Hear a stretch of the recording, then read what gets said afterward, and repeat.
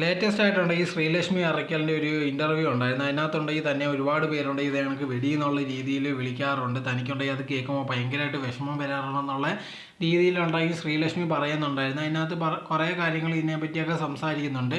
ഇപ്പോൾ ഇതിനകത്തുള്ള ഓരോരോ കാര്യങ്ങൾ ശ്രീലക്ഷ്മിക്കെതിരെ വരാൻ മെയിനായിട്ടുള്ള കാരണം എന്ന് പറഞ്ഞാൽ ഇപ്പോൾ ദീപകിൻ്റെ ഇഷ്യൂ തന്നെയാണ്. ഇതേണക്കുണ്ടെങ്കിൽ ദീപക് തെറ്റുകാരനല്ലെന്നുണ്ടെങ്കിൽ തെളിഞ്ഞിട്ടുണ്ടായിരുന്നു. എന്നിട്ടുണ്ടെങ്കിൽ ഈ ശ്രീലക്ഷ്മി പിന്നെ ആ പറയുന്നുണ്ടായിരുന്നു ദീപകിൻ്റെ കയ്യിലാണ് തെറ്റിയതുകൊണ്ട് തെളിയാതെ ഇരിക്കുകയാണ്, അതല്ലാതെ വേറെ ഒന്നും അല്ലെന്നുള്ള രീതിയിലായിരുന്നു പറഞ്ഞിരുന്നത്. ഇപ്പം ഇതെനിക്ക് 24ൻ്റെ ഒരു ഷോ ഉണ്ടായിരുന്നു, തമ്മിൽ എന്ന് പറഞ്ഞാൽ. അതിനകത്ത് പോലും ഉണ്ട് ഇതിൻ്റെ ദീപകിൻ്റെ അച്ഛനും അമ്മയൊക്കെ വന്നിരിക്കുമ്പോൾ അവരുടെ മുമ്പിൽ ഇരുന്നുകൊണ്ടും ഇതെനിക്ക് ശ്രീലക്ഷ്മി പറയുന്നുണ്ട്. ഇത് കേട്ടപ്പോഴത്തേക്കുണ്ടെങ്കിൽ ആൾക്കാർക്ക് ഭയങ്കരമായിട്ട് ദേഷ്യം വരിക. അതാണ് ഇതേ രീതിയിലുണ്ടായി പറയുന്നത്. ഇപ്പോൾ ഒരു സ്ത്രീ ഇതെനിക്ക് വിളിക്കുന്നത് തെറ്റ് തന്നെയാണ്. പക്ഷേ എവരുണ്ടെങ്കിൽ ഇതെനിക്ക് ബാക്കിയുള്ളവർ എന്ത് പറയുന്നു അല്ലെങ്കിൽ അതൊന്നും കാര്യമാക്കാതെ തൻ്റെ അഭിപ്രായത്തിന് ഇഷ്ടത്തിന് തോന്നിയതൊക്കെയാണ് പറഞ്ഞു വിടുന്നത്. ആ ദീപക് ഉണ്ടെങ്കിൽ മരണപ്പെട്ടതിന് ശേഷം ഇതേ കണക്കായിരുന്നു അവർ പറഞ്ഞിരുന്നത്. ഇത് കണക്ക് അവൻ മരിച്ചത് നന്നായെന്നുള്ള രീതിയിലായിരുന്നു.